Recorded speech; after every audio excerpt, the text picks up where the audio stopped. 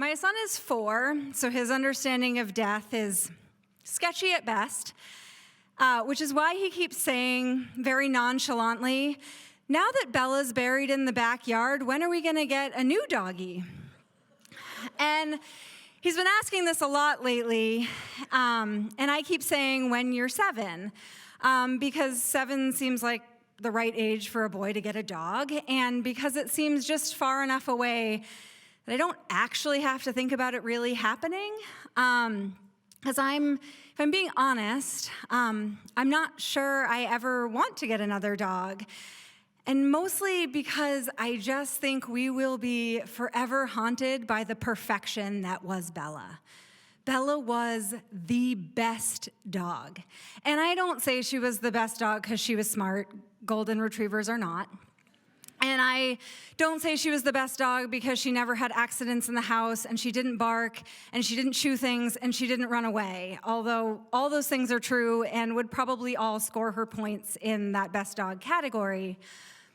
I say it because she was exactly what I needed 100% of the time for the entire 16 years that we spent together. And she was with me through breakups, through a divorce. At one point, I packed everything I owned into a 1999 Volkswagen Jetta, and she and I moved to Florida, just the two of us. And she was there through the dark days of when I was trying to get pregnant for so long, and I couldn't.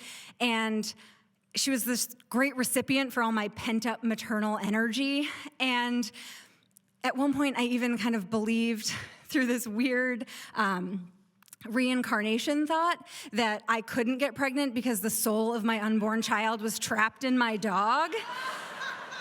Because infertility will make you think some whacked shit. So anyway, that turned out not to be true, amazingly. And she was there to welcome my son home when he finally came to be. And then she was so good with him. She was happy to step stage left and not be main character and let him take center stage while she became a supporting cast member. And she was so sweet and kind and gentle with him. And as he got older and went from a baby to a toddler, she stayed gentle and kind and patient with him. But she was getting older too, and she started to do some things that were kind of not the best. She started doing senile barking, which is where they just bark all the time, but for no reason, and a lot of times at night, which was weird from a dog who had never barked in her entire life. It was a lot to adjust to. And she started shedding more.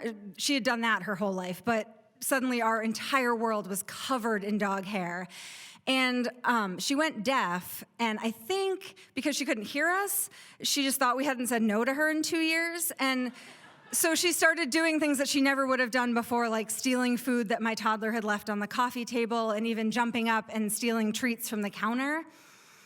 And I know what you're thinking, well, this doesn't sound like the best now. But here's the thing, dogs don't live forever. And I was starting to get to a point where I was gonna have to get used to the idea that she wouldn't be here someday.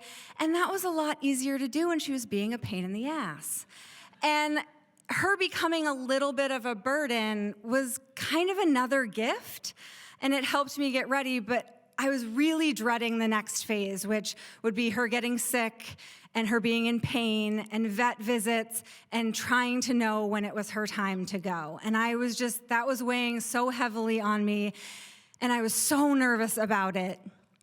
And one day, a little after her 16th birthday, we had a very normal morning. We woke up, she ate her food, we went outside, she played with my son in the yard, they ran around together. We came inside to get ready for the day, and as I was rushing around getting my son and I ready, I realized she was in her bed and her breathing sounded a little off. And I continued to get us ready. I got him buckled into his car seat, and I thought, you know what, I'm gonna go inside real quick. It was really quick. We live in a safe neighborhood. I ran back inside, and I sat down next to her, and I hugged her, and I said, Bella, if it's your time, I love you, and it's okay to go. And I got in the car, and we went to do whatever toddler important activity we had, like swimming or gymnastics. And half of me thought I would come home later that day, and she would be fine, and this would have just been the first blip on the radar of her steep decline. But when we came home later, she was still in her bed, curled up, but she wasn't breathing anymore. And a lot of people loved Bella. She was a very popular dog. She was an office dog for a long time. So as I started telling people that she had died, they kept saying to me, you know, you must be so heartbroken, you must be so devastated, and I was heartbroken. It's heartbreaking and devastating to lose a best friend, even if they're a dog. And I was, but I was also so relieved, and not because she was gone, but because she was never in pain, she was never sick, and I didn't have to look in her eyes and try to tell if it was time. Even in death, she was perfect, she was the best. She went out exactly the way I needed her to go out.